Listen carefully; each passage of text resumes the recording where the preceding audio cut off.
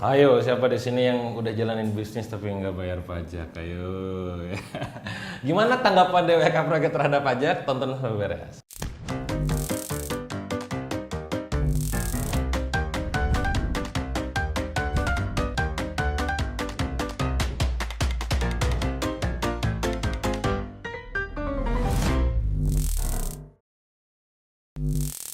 Oke teman-teman semua, jadi banyak banget nih di antara teman-teman semua itu yang sekarang mungkin masih UMKM tapi terkendala masalah legal. Contoh, saya ngomong dulu pajak lah gitu ya. Katakanlah tentang yang namanya haki aja. Ya, hak itu adalah hak intelektual gitu ya, hak intelektual, kekayaan intelektual yang kita miliki. Contoh mereknya kita apa nih, brand kita di Instagram apa? Misalkan omsetnya udah 10 miliar nih sebulan atau setahun katakanlah 10M gitu. Tapi ternyata secara hak intelektualnya belum diamankan. Itu nanti bisa digugat loh sama orang lain. Misalkan Anda menggunakan nama apa hijab misalkan, tapi belum didaftarin. Nah ternyata ada orang yang sudah pakai, cuman dia gak terkenal, gak gede gitu. Anda omset udah 10M, ini bisa gugat loh. Lu Anda menggunakan nama saya.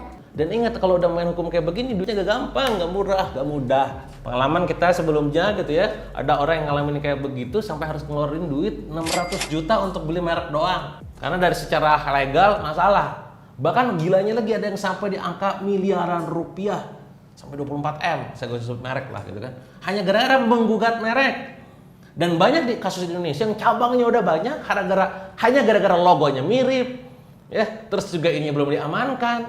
Jadi masalah gitu. Padahal aspek legal adalah salah satu aspek yang harus dikuasai oleh seorang leader, terutama para business owner. Itu contoh di bagian hak kekayaan intelektual ataupun haki. Nah, termasuk soal pajak. Memang ngomongin pajak nih asam-asam tenan gitu kan posisinya gitu kan.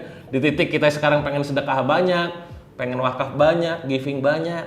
Ya gimana? Kita hidup di dalam negara yang punya hukum gitu ya.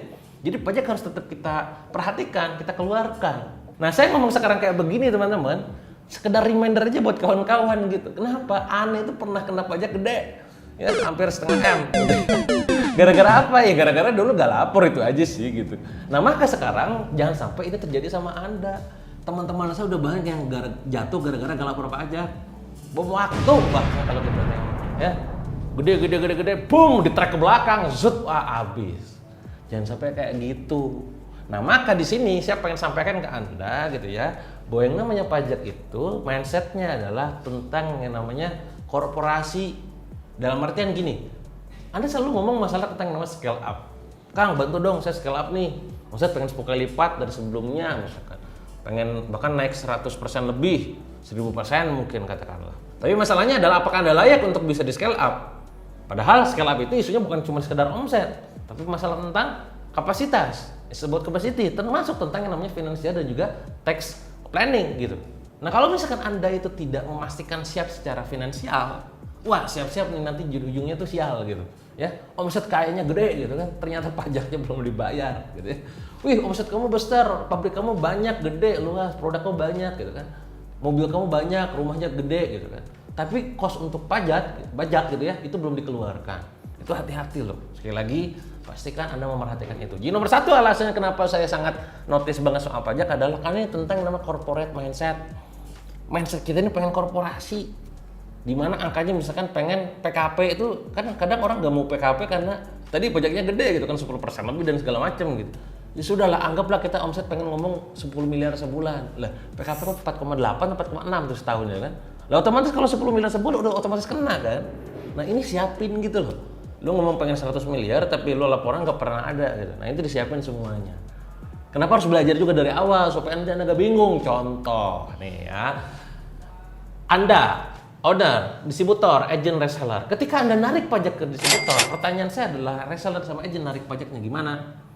Mau gak mereka dibebankan? Mereka punya kartu pajak tuh gitu kan? Nggak ada gitu kan? Nah itu loh, jangan sampai nanti riuh di tengah jalan, maka siapin dari awal ya. Itu nomor satu tentang corporate mindset. Kalau Anda pengen tumbuh besar, skala korporasi, skala ratusan miliar, disiapin fondasinya. Disiapin faktor keuangannya termasuk masalah pajaknya.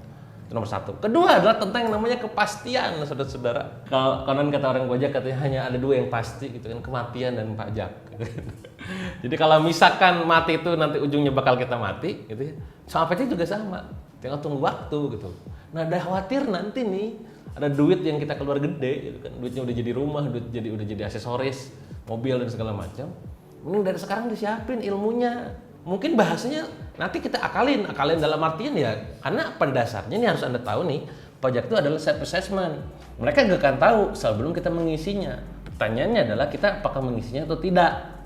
Ketika pun tidak, kenapa tidak? Ketika pun iya, itu gimana ngisinya? Apakah seluruhnya dilaporkan atau setengahnya, atau seperempatnya, atau gimana ngakelinnya gitu loh.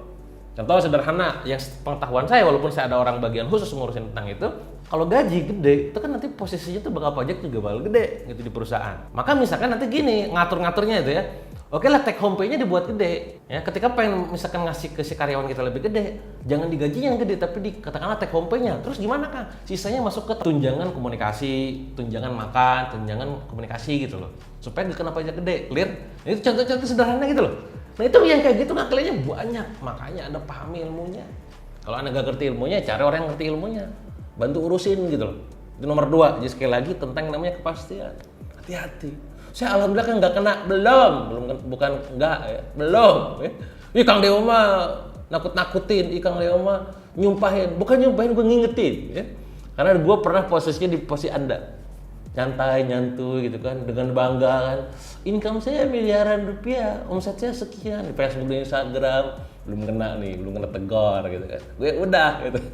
Kalau Anda cek, saya jarang upload kayak begituan sekarang, semenjak kena gitu. Ya sudahlah, ya hajar aja, yang penting tumbuh gitu.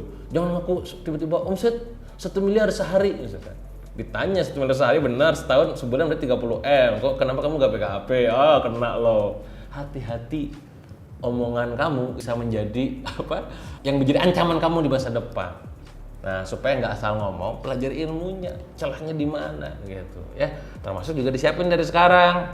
Kalau ada kan omset saya masih 10 juta sebulan, ya makanya belajar dulu lah intinya. Minimal nanti Anda pas udah gede gak dibegoin gitu, atau bego beneran. Itu nomor 2 ya. Jadi ini tentang, tadi nomor 1 tentang corporate mindset, kedua adalah tentang kepastian. Nah, yang nomor 3 adalah bagaimana bahwa ini bisa menjadi 2 hal. Bisa menjadi peluang, ya, bisa menjadi ancaman. Peluangnya di mana, Kang? Sekedar saya informasikan buat Anda, kalau Anda pengen berkolaborasi besar dengan corporate yang juga besar, angkanya katakanlah triliunan rupiah, ratusan M gitu ya, Anda nggak mungkin bekerja sama dengan mereka, kondisi legal Anda masih kacau balau. Pasti mereka akan menanyakan, kamu bentuk legalnya apa? CV atau PT gitu ya. Terus nanti secara pajaknya gimana? Ini PKP atau belum? Karena gak mungkin dia ngeluarin invoice, Anda sendiri misalkan gak melaporkan, nanti yang kena adalah partnernya. Partner akan sangat posisinya tuh menghilangkan resiko, gak mau resiko. Gue udah lapor, lu kenapa gak lapor? Lu kok lapornya sekian, nanti kasus gitu. Ngurusin kayak gitu kan lumayan rumit gitu ya. Nah ini bakal jadi peluang, ya, peluang untuk berkolaborasi dengan orang yang lebih besar lagi, korporasi dengan yang lebih besar lagi. Ancaman kalau seandainya menyepelekan ini, ya Anda gak akan tumbuh signifikan. Nah setidaknya 3 alasan ini kawan-kawan membuat Anda sadar dan melek bahwa ilmu keuangan, dalam hal ini keuangan di bagian tax gitu ya, tax planning dan lain-lain itu kudu diperhatikan. Karena kalau tidak diperhatikan, ini bisa jadi bom waktu yang bisa meledak kapan saja. Anda punya rumah yang sangat besar, punya mobil yang sangat mewah, tapi ternyata ada alokasi yang belum Anda bayar. Tiba-tiba Anda miskin seketika. Hati-hati jangan sampai kayak begitu. Sekali lagi, tidak ada maksud bos untuk menakut-nakuti Anda ataupun katakanlah nyumpahin Anda. Ini hanya sekedar mengingatkan. Karena DOEK pernah ngalamin kayak begitu. Ya, termasuk kawan-kawan saya yang lain juga sama, ya, di track, wow, mana nih harusnya kamu bayar tiap bulan sekian, harusnya tiap tahun sekian ratus juta bahkan M. Mana? Jangan sampai kayak gitu. Tapi kan Kang, saya mau masih dikit. Justru itu kan gue bilang, ya, ingat ini namanya melayakkan diri. Sebenarnya yang saya bilang di video yang lain, kenapa kita gak pernah ngasih anak kita uang jajan 100.000 setiap hari? Di saat kita sebenarnya bisa gitu. Kenapa kita cuma ngasih 2.000 ya nak nih 2.000? Ya. Padahal kita bisa ngasih lo 10.000, 50.000 gitu kan, 100.000. Kenapa ngasih cuma 5.000? Karena kita melihat dia belum layak punya uang besar dan manage uang besar. Sama kayak kita dalam bisnis. Ya. Kalau manage duit kecilnya aja kacau belau gitu ya. Kalau ngurusin pajaknya juga benar, apalagi nanti pada saat dikasih duit project ratusan miliar.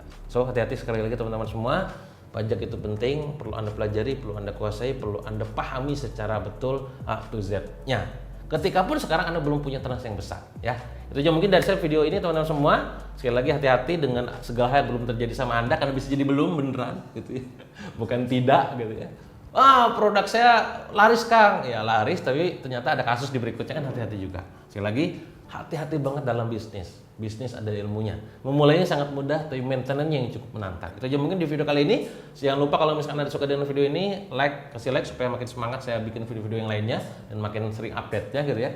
Dan kalau memang ada pengen ditanyakan nih tentang info tentang kayak beginian, silahkan komen aja. Nanti coba kita bantu untuk bikin video terbaru nanti pada saat jawabnya atau mungkin balasin langsung di komentar. Termasuk juga pengen menginspirasi Indonesia, mungkin Anda gak bisa bikin video kayak gini, tapi minimal share-nya Anda itu ke orang lain bisa menjadi kebaikan buat Anda semua. Itu aja mungkin, sampai jumpa di video yang lain.